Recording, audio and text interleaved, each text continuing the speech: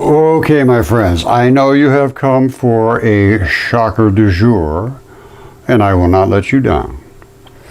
Now, you know I have been commenting extensively about the layer that's in the body called the interstitium, which they just acknowledged in 2018. This layer exists. They never knew it was there.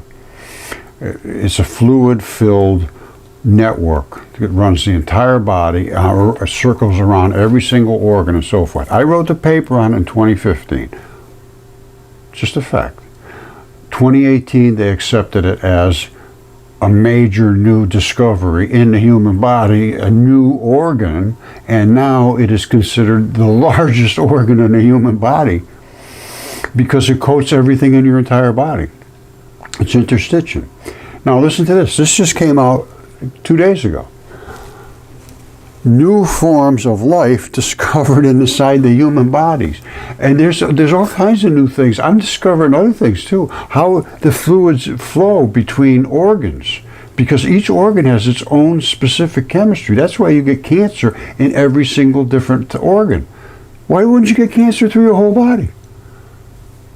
It's related to the membrane that protects these organs. It's invasion of the membranes. That's what cancer is.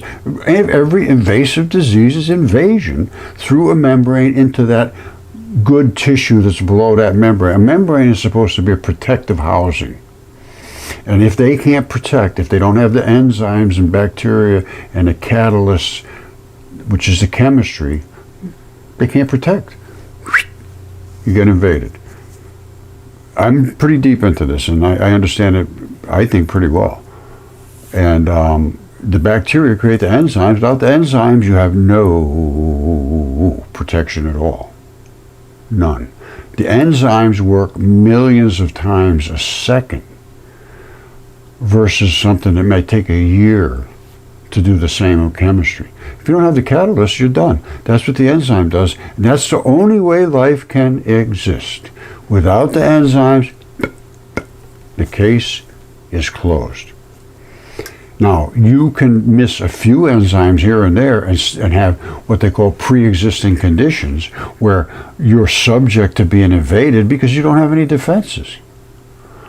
But if you had the bacteria in you creating the enzymes, those are your defensive mechanisms. And they exist in that layer I'm talking about, which is the interstitium. Now they're finding up in your brain, there's all kinds of new critters they never even realized were up there. Now they're finding there's new species of life, well, actually new life forms that they never even knew. They don't fit into viruses or bacteria or anything. There's somewhere off the charts, who knows where. Also, they're looking into glial cells again now.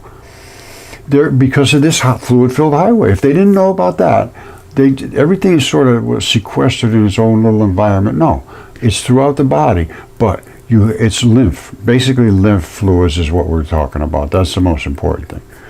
And they're finding all of these different little critters up in your brain, and all kinds of things are going on now. And it's related to your immune system, but everything points back to the very beginning is the bacteria or the critters in you, because now it's not just bacteria. There's viruses, there's bacteria, there's fungi, there's parasites, there's all kinds of things that, they've been known about, but they just never really looked into them. They all create chemistry. Even if they say, oh, that parasite it's harmless, it doesn't do this or that. Well, what about its poop? What does it live off of? What does it eat? Maybe it's eating your bacteria. So your bacteria is suffering. We need to know a database of all the different people, not all of them, you know what I'm saying. We need a big, big database of what species are in people, all the different species. We need to do some research on this. They spend billions of dollars researching this and that and never get anywhere. We need to know the bacteria that exists in people's bodies. Those are the things that make the enzymes. You don't have the enzymes, you don't have the chemistry. You don't have the chemistry, you don't have any protection. That's your immune system. They're now starting to understand it. And they're finding all these new things they never even knew were there. So this is not something that just should be ignored and say, oh yeah, well, it doesn't mean much. That's all nothing. Well, no, it is something. And it's things what's been overlooked forever. That's why there's never been any cures for any of this stuff. They keep going around and around and around in circles. Well, we know. Oh, next week it's going to be this. Oh, we know. We finally figured it out. No, they haven't. They don't understand the enzymes and the catalysts and this membrane that houses that stuff and how the ribosomes work as catalysts and enzymes instantly to attack invaders. And now there's all these new life forms, basically. It's amazing how little they do know. I'm not kidding you. It's just stunning. As I kept studying, because I don't just take one little piece of it, and that appears what's happening. They say, "Oh, I'm a cardiac surgeon." Well, that's good. A general medical person, they're never going to get deep enough.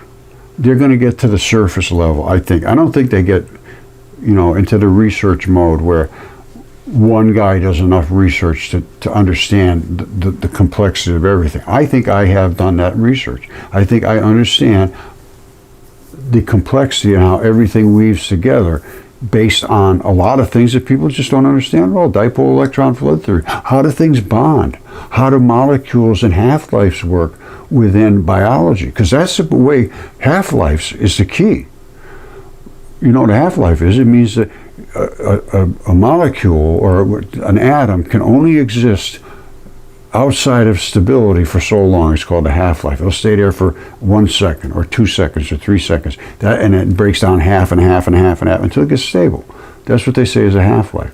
Well, those half-lives happen with enzymes, but it goes, and there's 100 million half-lives happen within a second.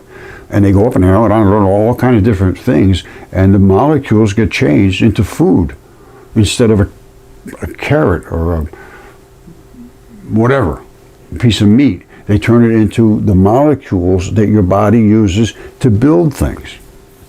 All right, and also inside of your body, they need these enzymes to kill off the invaders. It's very, very, very simple once you break it down to what that layer of creatures do. They like a layer. They look up and they say, anybody coming in here? Hey, you see anybody? Tell all the rest of the guys to come over. We'll kill them. And they just do that all day long. And they surround every organ, every muscle, every bone, every tendon, your eyeballs, everything. Once it breaks through, then you got an issue. Then your body can fight back normally if you have very good, normally you can get invaded pretty deep. And it gets festered, and it'll get infected and inflamed and get nasty and might be pussy and so forth, because the cells are being killed and dying. But eventually your own system will push those invaders out, and then it'll seal it back up and you're good to go. If you don't have the backup, it just gets worse and worse and worse. And that's why they say, boy, it's lingering, there's long COVID, this and that. I believe most of that long COVID and stuff is related to not having adequate bacteria in your body. And they're not doing tests for that at all, as I know of. They're not testing for bacteria in people's body for diseases and so forth. It's just not being done. They're missing the biggest part of the puzzle right there. So anyway, I'm going to let that go for today, but I'm hoping that going forward, we're going to have people that will be more receptive to understanding the reality of what these little enzymes and bacteria do. And if we kill the bacteria that's inside of our body, we have just cut off our enzymes, which means we cut off our products that create strength, that create muscle, create bone mass. Do all the things in your body to keep you healthy. You kill those bacteria, they're done, you're done. Without the enzymes, anyway, I know I said it 1,000 times, but people just don't seem to care. They just don't respond. I don't know. I don't know what's going on. Anyway, some people do. But the people we count on and trust are the ones I found respond the least, even to look, even to examine, even to think, even to contemplate whatsoever. It's almost like they just don't hear. What type of a reaction that is, or the reason for that reaction, I don't know. But a thinking scientific person that feels obligated, especially a doctor, you feel obligated to the patient, I would think, to do the best job you can for them. But I find that just doesn't seem to be totally true. I'm sure a lot of them do, and they think they're doing the right thing. The same thing with professors and academics. They probably feel, oh yeah, we don't want to confuse these people. We don't want to show them anything that might confuse them. And the same thing with the religious people. No, don't talk about that kind of stuff because they'll really confuse them. No, it's always somebody's point of view is just, that's it. There's no discussion about it. And that's what I have found in academia, medicine, all the institutions, Fermilab, and all the top universities, Yale, all of them. That system does not work anymore. And I know it will soon be dismantled, I'm hoping. And we could do it in a comfortable way, we can do it in a nasty way. It depends on how, right now they've just been quiet and shut up and hiding. And they've been very successful at that for 15 years. But that cannot continue. It's not reality. The evidence is so overwhelming and cannot be denied, and it is dismissed, not evaluated, and all they can come up with and say, it's not peer reviewed. That's why we won't look at it. Well, what does peer review mean? You have to look at it. They won't look at it because they won't look at it. Duh. They won't publish it because they haven't looked at it. And they haven't looked at it because they refuse to look at it. And then they say, well, it's no good because it's not peer reviewed. Well, it's all scientific evidence, DNA, CAT scans, specimens, chemistry, ancient documents, everything. And even Yale and all the rest of them now agree, and they call it some special thing, Edicarobiota, which is just a name, means nothing. Soft tissues exceptionally preserved due to this Triassic Era, which is a size that's mine. Triassic Era is right here. And the Triassic Era didn't take millions of years either. I have a footprint in between all three layers of the Triassic Era. That means it happened during the Great Flood, which was a very short time frame. I get the red bed, then I got the gray clay, then I got the black cap. And guess what? The gray clay is pushed down through the red bed. And what's pushed down? A human footprint. And then the black cap settled down on the top because that was a fallout from all the volcanism and burning and combustion and all the things after we almost got hit by Venus. And all the rest, the red bed, the gray clay, and the black cap, is because the oceans boiled. The creatures boiled out their body fluids, which is really blood and fleshy stuff, and it coated the bottom of the oceans. And then the gray clays came, which were all the body parts and marl, they call it, all the scraps landed on top of that. But the first thing would happen would all the fleshy, gooey stuff would run out and form the red bed. Then the gray clay, and then after all of those things sort of settled, the black cap came down on the top, which was the volcanism and all the rest of that stuff. Shown it over and over and over. I have that footprint. I'll just quickly show you that, and then we'll call it quits for that. No, everybody knows about all the different no-toes we have. I've got a ton of different style of feet, really. This is a human footprint, and it has the balls of the guy's foot right there. The heel is here, and it's pushed down through the red bed. Originally, the red bed would have been right like that. Above that would have been a gray clay. And then the black cap, which is on top. Let's just go with the gray clay. So we got the red bed, and then the gray clay is on top. Everything's fine. This guy's running like hell to get out from this disaster, and he puts his foot on here. It pushes this gray clay, which is pretty stiff, but not hard. He made a very nice impression and a perfect footprint, and it pushed it down through the red bed. So now the red bed is here along right on the same plane as the gray clay. The gray clay is supposed to be up here. And you can see it quite clearly. I don't know if I have a good shot of the colors. Hold on. But that black cap was right on the top. I found all 3 layers right in the same place. And of course, then you got the no-toes. It's a regular foot. It almost looks like it has a sole in it. These are constructed. Somebody built these things. There's a pin in there and springs. And we have other ones with that are opened up all the way inside, and you can see the springs. It's just phenomenal, but if something is what it is what it is. You see that? That's Dinosaur State Park. I'm 6 miles away from Dinosaur State Park. Identical same Triassic layers. This is the footprint, and that's the black cap. And I have it right here in front of you. Hold on. You see this? Somehow, most of the life on Earth perished in a brief moment of geological time, roughly 250 million years ago. It was called the Great Dying, which was the Triassic extinction. All right, now, there's another extinction 65 million years ago, they say.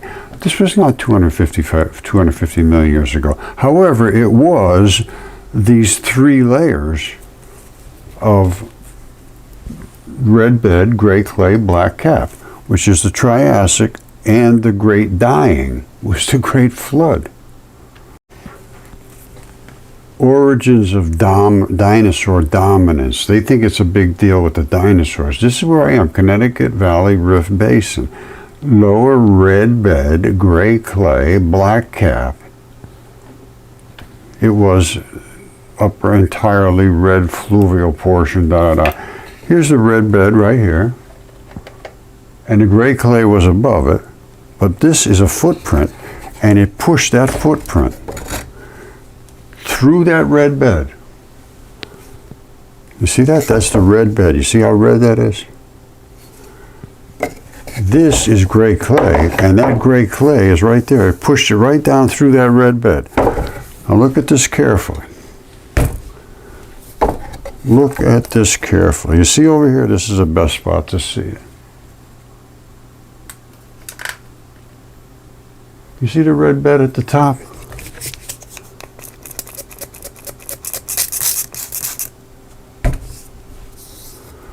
You see how the red bed is here? And the gray clay is here. That gray clay was never supposed to be there. That was supposed to be up above the red bed. But when the guy stepped in it, he pushed it down.